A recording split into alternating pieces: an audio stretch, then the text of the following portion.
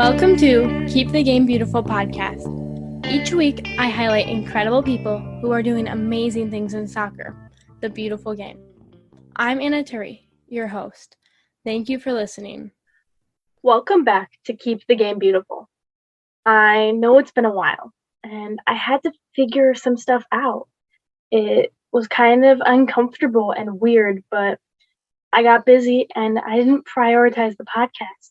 And in a way, I almost didn't see a spot for it in my life. My dad and I had planned to go to United Soccer Coaches Convention in Philadelphia. We were a little bit unsure about being on podcast row, but eventually we decided to. And I was a little bit unsure even once we arrived there, but I began recording my episodes and it felt so normal and so comfortable. And I began to find my why and figure out why I was doing it and why I want to share my voice.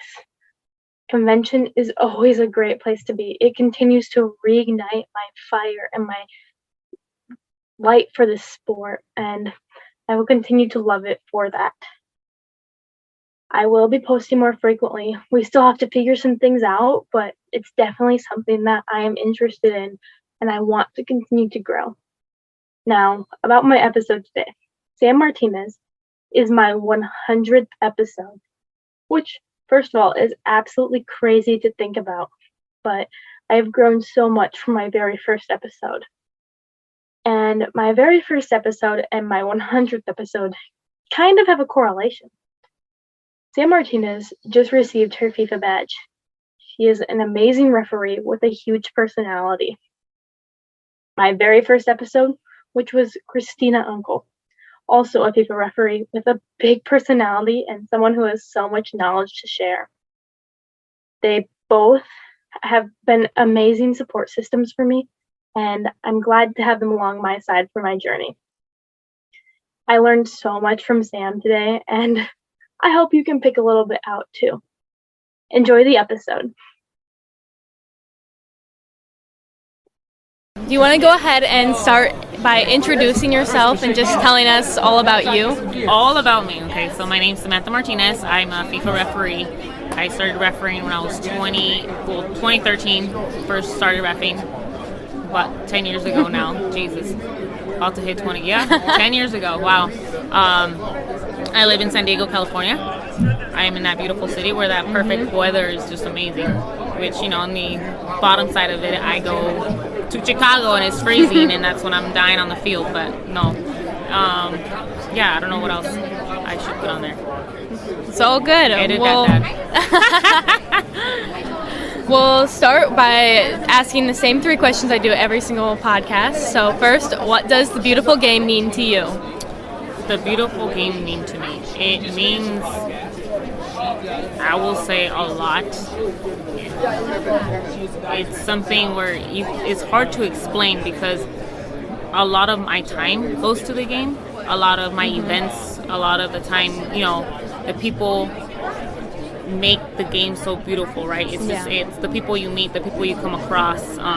But the game itself, it gives me chills because I step on the pitch and people are like, oh my gosh, how are you in front of so many people and you're reffing and how do you do it? And it's I love it. It brings that energy that the game brings. I love it. Men's and women's game. For me, the game means more than I can put in words, I would say. And it has to do with everything. The game itself, being at the stadium, hanging out with your referee colleagues.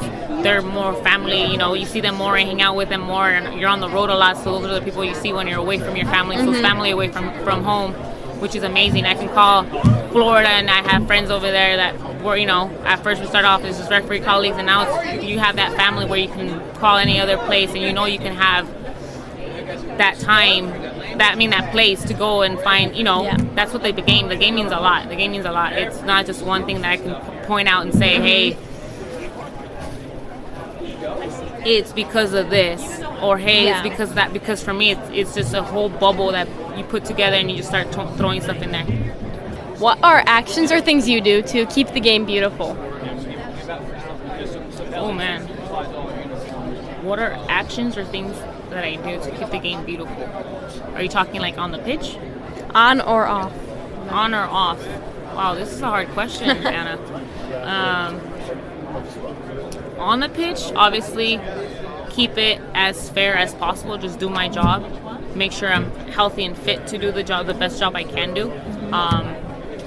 Make the game a memorable one, right? You don't want to be that one where it points out to you did this or whatever. You just want to call a fair game to keep it beautiful. That's one way to keep it beautiful. Know your rules, know the laws of the game. You want to be able to bring positive to the game, right? And not always, we're always as we're known as referees, the cause of the game, or, but I do my best to put that smile on, even when the players are yelling, put a smile on or something. You gotta make sure. I like to make it fun. Like for me, if you're not having fun, like I don't know why you don't do it, or why you're doing it. But for me, it's making it memorable, making it where you're smiling out there, where you're having fun, especially with your colleagues. If you see someone that needs help or whatever, you help them. Yeah. But I think that's one way I do it. But it's interesting that you asked that, because it's like, for us as referees, we're known as, oh, it's your fault or whatever. But it's like, don't fall into that to where you're gonna go and you just don't want to fall into it where you're, you go on there and you see the Instagram or tweets or whatever, and there's times where you're like boiling up and you're like, no, you gotta stay, fair to it. So that's all I can say. Yeah. How do you encourage others to keep the game beautiful? To do their work. To do their part in their game, right? So it's like, be out there, be running, be moving, mentor, do your part, as in like, make sure you know the laws, make sure you know what we're doing out there, Or like I tell some people, at least do that effort to take that time to learn more of the game. There's always a learning game. Like, rewatch your games. Watch yourself on film. What did I do right? What can I do better? Like, we gotta take. I encourage people to go and do that. Especially young ones like you, where you're starting up. It's like, I'll tell you what I did and I did right or did wrong. So learn from my mistakes or whatever. So so that's how you can encourage more people. That's what I do. Can you talk a little bit about how you started officiating? How I started officiating is a funny story. So for me, I was playing. I just at a community college. I was ready just to stop anything with soccer. I was, I've been playing since I was with the ball on my feet, 4 years old. My, typical Mexican, where you're just growing up with the ball at your feet. My brothers play, so we're a big family of 5. So I was always involved in soccer. But I hit that point where you're like, you know what, I'm done. This is too much. Like, let's hang it up. And I had my college coach, assistant college coach, say, hey, why don't you try reffing? He was bugging me a little at times. He'd be like, hey, try reffing. And I'm like, do you know me? I had all the yellow cards and all the red cards in the world. Why would you want me to be a referee? So say, hey, look, this is how he convinced me. Keeping it as honest as I can. He goes, why don't you do it? You're a college student, extra cash in your pocket. You do that, for 90 minutes, you get $75. That was 10 years ago, so you can imagine. I was like, so you're telling me if I just work, instead of working a full shift at, I don't know, Starbucks, I'm going to do one game and pretty much have what I could have had all right, cool, money. So at first I started because of money. Yeah. And then the motivation happened more when I'm like out there reffing. I loved it. So when I tried at first, I'm like, I kid you not, my first game ever, I remember I was in the middle, and the signer didn't know that. By accident, he didn't know that I was new to the game. So my first time I call a corner kick, I'm pointing down versus like an AR versus pointing to the corner. And he asks me after the game, he goes, hey, how long you been reffing for? I'm like, oh, it's my first game. And he just turns his head, he's like, what? And he goes, well, you did a really good job. And little by little, it's just like, well, I played it my whole life. Yeah. And it was just, you get motivated by like, hey, try this. And it was game after game. I was doing weekends after weekends. Different people that came across my path. There's so many to even name, but that's how it started, by my assistant college coach saying, hey, try it. And I'm, fine, I'll try it. It was kind of like a dare. He said, dare you to try it. You won't do it. And I'm like, I'm that person where don't tell me, I'll do it. And when I started doing it, I noticed there was no females. Yeah. So for me, that was my biggest motivation. I'm like, there's no females doing this. You had players that were like under 10s, U8s, and they were like I've never had a women referee women referee my game, and I'd be like, really? Yeah. What do you mean? Are you serious right now? Never have I had. I'm like, okay, like, well, maybe you can be the next one, like, you know. So it motivated you. It's like, okay, everywhere you go, and then they tell you the hardest games or the harder games, you know, try doing men's, or in their heads, right? People will tell you that, quote unquote, well, why don't you try it for a men's game? All right, because you wouldn't see women's back, you know, 10 years ago it was a lot less. So when I noticed that not many women referee were doing men's games, is now that it became more of a, oh, I want to do that too. Let's go. So I would even tell my signers, put me on nothing but men's games, please. Like, please put me on nothing but men's games, just so I can do what people, quote unquote, the higher and harder games. Yeah. So I learned off of that. But then, you know, I also love doing women's games. So it's for me, it was one motivation after another, especially when you're female starting up. Like, there's not many of us. There wasn't many of us. Now there's more, which is amazing, and I want to keep on bringing them to show them they can do it, you know. So for me, it was just started by a dare by my community college coach, and little by little it just continued one thing after another, where I'm like, oh, I can do now higher level games. Oh, you know, they tell you like, hey, so you start off doing the U8, C6, you start, you know, as an assistant referee. I did a million as an assistant referee, and I thought I was going to be an assistant referee track. Then I realized when I stepped in the middle, I was like, oh no, I'm more of a referee. I like to be in charge. Let's go. Like, I like to be the team leader, or kind of thing, you know. So for me, it was like, okay, I was trying to pick my path. So it starts little by little. You don't know what route you want to take. You're kind of trying to figure yourself out, and it's, you know, test trials. Like I told you, you'll have those games where you have, and you're thinking, oh my God, I just completely messed up on my offside, and I did it completely wrong. And then you're in the middle, vice versa, because, you know, when you're first starting off, you're doing both.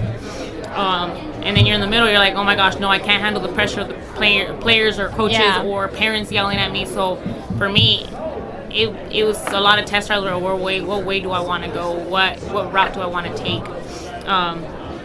But then I figured I love being in the middle, and my personality was more for the middle. Joking matter was more like, you know, but then as you know, then you become more secure with what route you want to take. And for me, for the longest time, after 3 years of reffing, I was like, oh, I want to be in the middle. Like, I want to be the center referee. I just liked it that much. So then it became one thing after another. I remember doing my President's Cup, you know, President's Cup regional or whatever it's called, President's Cup championships. You're being sent out somewhere, and then you get selected regionals, and then to nationals. Like, it's just the process of it for you. Like, it's one thing, and then you want to do more, and you want to keep going, and I'm like, no, and I want to, and I kept setting those small little goals for myself that I want to keep going and getting to the next level, to the next phase. And for me, I've always had said, I'm like, my ultimate goal, I want that white badge. And I kept telling people since I was like starting, I'm like, that's my goal. I want to reach that, because I see those people, those referees or colleagues, what they were doing and how amazing they're doing. I'm like, oh, I want to be that person. I want to be that person that's on that screen doing the game, and it's something where it's motivating seeing those females out there refereeing now. Like, you know, this last World Cup, men's World Cup, we've come so far. So you see how far we've come, and it's for you, you're like, they're setting the pathway, and it's like, let's go, let's keep going, you know, just like in MLS now they have females reffing. So it's for me, it's the process of wanting and doing better and keep it moving for the younger ones. So for me, it's like, no, we can do it, let's keep going, let's keep the ball rolling. But that's how I started. I mean, it started off by a dare, and it continued by motivation. And you do hit times where you're kind of like, is this for me or is it not? You know, you hit those times, but you learn more about yourself, you learn more about the game, you learn about how to become better and how to mature while you're not mature, not the right word, how to take those test trials when you have that one game where you're like, oh God, I just completely messed that game up. How, like you go through that phases where you're just kind of like, God, is this for me? And you know, like I told you, you have a process, or everybody has their own little thing where you do 24 hours. Wipe your hands off and say, all right, on to the next one. Take those pointers to get better. So it's like, you know, all that stuff just motivates you to keep going, and it kind of gives you that power to, like, for yourself, right? You're like, no, I want to do better than the last game. So it's always, I want to do better than this. It's always improvement. There's always room for improvement. Yeah. This is actually a great way to relate back to my very first episode. I interviewed Christina Uncle, and she told me to catch and release my mistakes, and I've kind of kept that throughout my entire journey. Was it hard for you to learn to accept your mistakes for a while? Did you ever struggle? Very hard. Because as officials, we want the game to be perfect. Which goes back to how you want to keep this game beautiful. You want it to be perfect, but we're not perfect, right? None of us are. Like, I'm not perfect, so I know I'm not perfect, but we want it to be as perfect as we can. Like, you had that gut feeling when you called that wrong, I don't know, corner kick. Yeah. And you're just like, oh my God, it was completely, and you realize it till after you watch the film, and you're like, okay, but how could I have done that better? So yeah, like it's a hard process because you're so focused on making it, like making it right, making sure it goes as smooth as possible.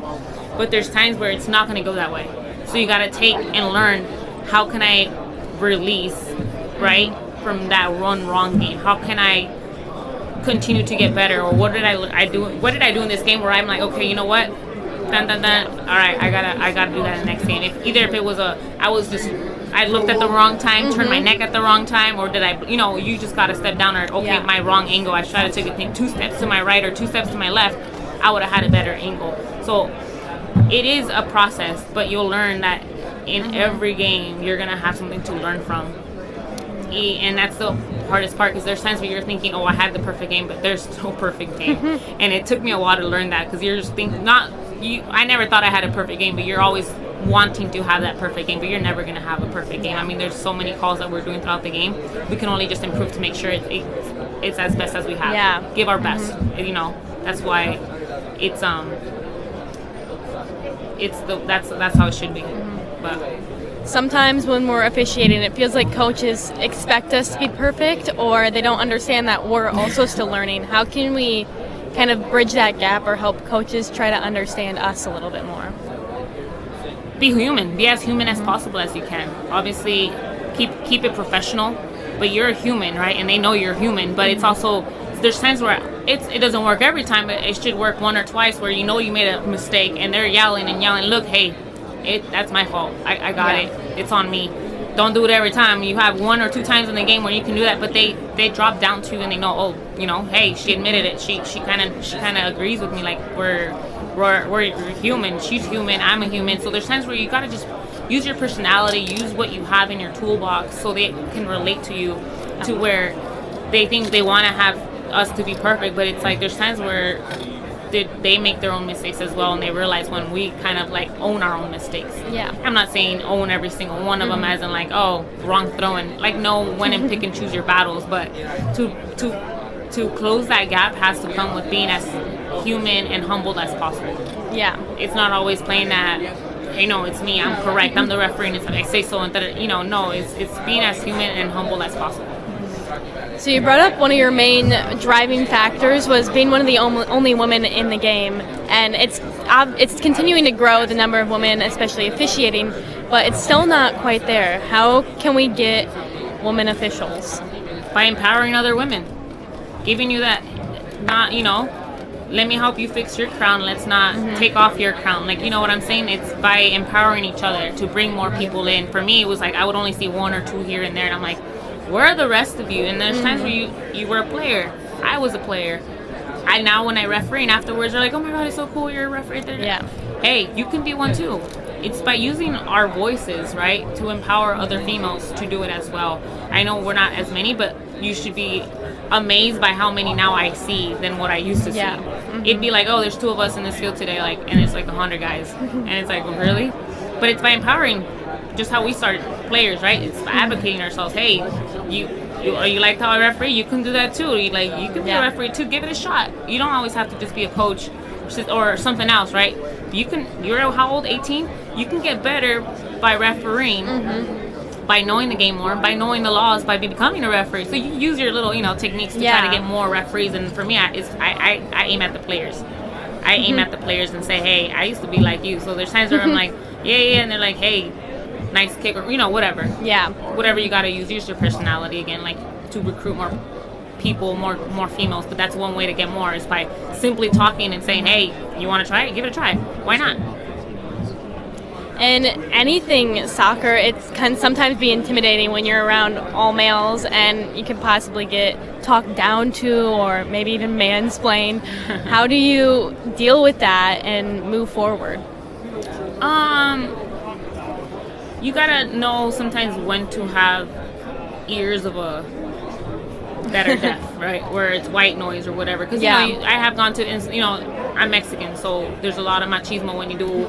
When it's all two Mexican teams and it's machismo and they're doing a 2 men's team and they're like, oh, what are you doing here? You don't belong here. Whatever. You get those stuff.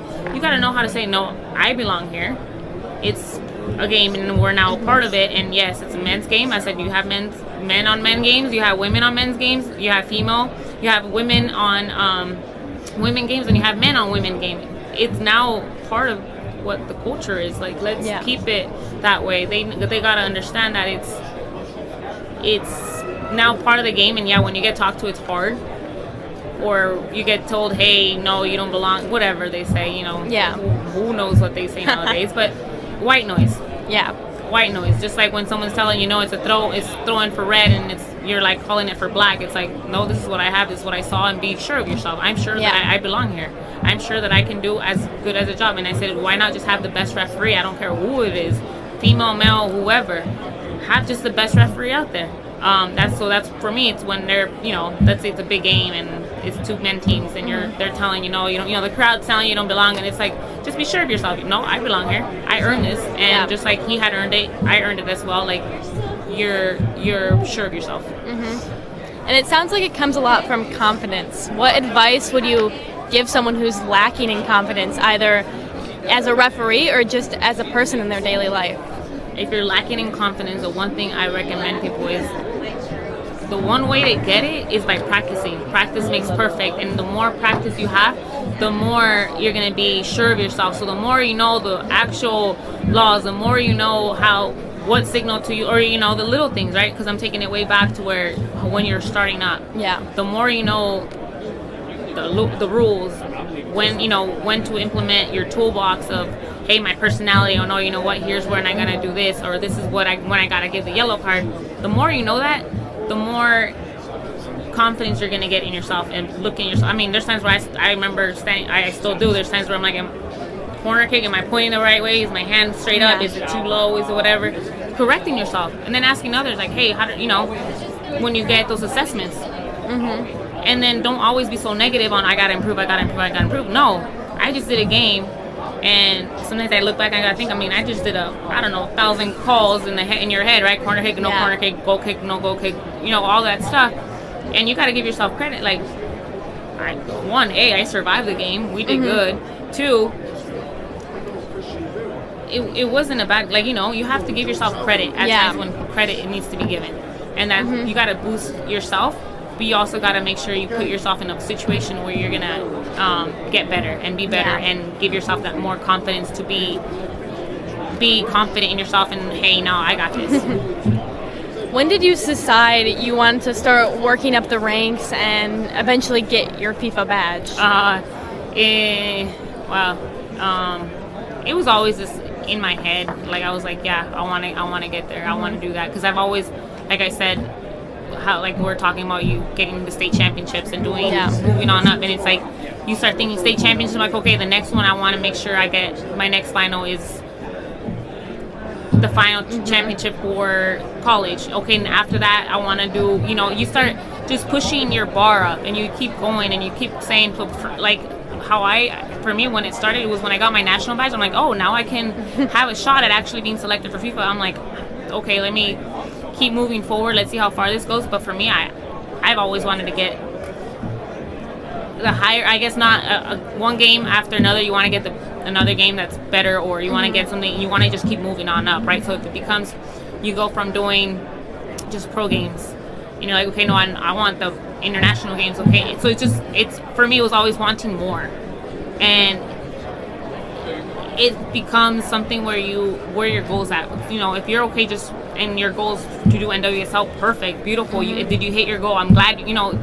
So everybody has their different goals, but for me, like FIFA, I don't know why it always was like something I like savored for. Like, I want that. That's what I want. I want to get there, and I'm gonna get there. So I made everything to where gave myself more confidence to where no, you can get there. You can do this. Like, was there times where I'm like, no, it's not gonna happen? Yeah, so many, and it's so real to me still, like that. I've reached that level. I just still can't believe it. But I'm like, now I'm here. Now what am I going to do with it? Yeah. So now I got to set myself to another goal. What's your next goal? What are you going to do next? All right, if it starts off for me, I got to start off with either, U16s, U17 World Cups or whatever. But for me, it's like, now that I have it? Okay, you got it, Samantha. What are you going to do with it? Yeah. And I work harder. Now it's time to work even harder than what I got to get here. Now it's time to put it on the big stage, which now, work as hard as I was going, but even harder. So it's keep going, keep moving forward. As you continue working forward, you get bigger assignments, and they just get seen by so many more people. Do you ever deal with nerves or anxiety when going into a higher level match? Oh, of course. I mean, when you do matches, if you're not nervous, something might be wrong. But you get the first game butterflies, right? Where like, okay, I'm now, like I remember when I was to do my first let's say my first, it was the U.S. Women's National Team. I was the fourth official, and even for that I was just like, oh my gosh, like this is oh my gosh, like, okay, even, I mean, the little things, right? So it's like you get nervous, but it's part of the game. It's part of how you do it. But it's because you're excited. It's like, it might not be nervous because, oh my God, I'm gonna mess the game up or whatever. Like, you go through all those little phases, but it's like, I like that feeling, because it's that feeling where you're like thinking, all right, here's something new. Let's get it going. Like, you can do this. Like, But yes, it's you get those butterflies. Everybody. I mean, I wouldn't say everybody. Some people get different butterflies, or some people that are like, no, I need to have music. You got your little thing. Do your thing, and know that when you're gonna get out there, you're gonna do your thing. Yeah. You worked the D1 women's final game, and there was a lot of controversy on that. I saw it all over social media. But how did you manage that? Oh, so you're putting me on the spot. How did I manage that? It's funny because I get my people, my telling me stay off of that. Why are you seeing that? Because I was happy with the game that I had. The controversial stuff that you're talking about, yes, people have, and they're foul no foul or goal no goal thing kind of thing. Yeah, you're gonna get that in games, and the Twitter can blow up, the Facebook can blow up, the Instagram. All I can tell you is stay off of it. That's what, and it's hard because you're there and you're looking at it, but be confident in what you did in that game. And I came off that game, I'm like, I'm happy with it. This is a good. I love this game. This is the atmosphere, how it led to to overtime, like everything leading up to it. Like, I'm like, if I'm confident with what I did, stay off of it. Don't read it. Yes, there's times where you get, that little jitter to go, I want to go look at it. And it's like, but why? Why are you going to do that to put your self-esteem down? Yeah. So just stay off of it. The best thing you can tell people, just ignore it. Go and rewatch the game and get those notes out and see what I could have done better, what could have helped better. Or in that specific call, was there anything I could have done better, or what did other people, it is what it is after the game, but how does that help you with the social media stuff? Stay off of it. Staying off of it. Yeah, it's hard to say because we're human and we want to see what other people are saying, but why do it to yourself? So I have one final question that I end most podcasts with. The question is, what do you hope people remember about your impact to soccer and the world? What do I hope people remember me in soccer and the world? I hope they remember who I am as a person on and off the field, right? Because on the field, this girl's just looking at you, and like, you're that, that face you give, that mean face, or when you're getting a yellow card, red card, and it's like, I hope they know that we're also human, that I'm also human, and they know how hard we work to get to where we're at. So for me, it's like, get to know me, so it's like, I hope it's people involved in the game, refereeing, my mentors, my colleagues, my assigners. I hope they remember my personality and who I am. I'm that person who wants to have fun, who wants to make sure everybody on the field is having fun and also doing their work. So I hope they remember that. I hope they remember that smile when you walk up, like, hey, you're just walking up to get your sign-in sheet. It's 8 o'clock in the morning. I remember when I was, out in Surf Cup, out in Nomads, in San Diego or regionals where, oh, here she comes, known as a loud one. Here she comes, I want them to remember who I am. I am going to always be myself. I'm always going to be outspoken, smiley, super hyper or whatever. There's times where you're just like in your own little bubble. I want them to remember me as a person on and off the field, on the field, knowing that they know hopefully that I gave my all, gave my full and best self at all times. Yeah, not all times are sunny sunshine or whatever, but we're human, and not just so remember me as who I am as a person. Like I said, soccer is a big part of me. Yeah, and it means a lot to me. And there's times where like you sacrifice so much, so it's like you want them to remember the real you. Yeah. Well, thank you so much for joining me today. Thank you for having me. Love talking to you. Keep it up. Keep doing your thing, girl. Thank you. In Philadelphia, I learned so much about myself. Convention is just an amazing place to be, and I am so glad I went. I really found my voice. In the past, I used to be very scripted and very worried about pleasing my guest and pleasing you listeners. But this convention, I kind of went more from my heart, from what I wanted to learn, and it truly just benefited me so much more. And I know what I wanted to learn. I'm sure some of you want to learn or enjoyed listening to as well. The time away from the podcast was a little bit uncomfortable, but it really helped me grow as a person. It made me think about what I wanted in my life. And now that I'm finished with my first semester in college, I began to think about my future. And this is a way I want to share my voice for as long as possible. I'm not sure what the future holds, but for now, I'm really going to try my best to keep this going. I loved talking to Sam today, and I really hope you enjoyed it as well.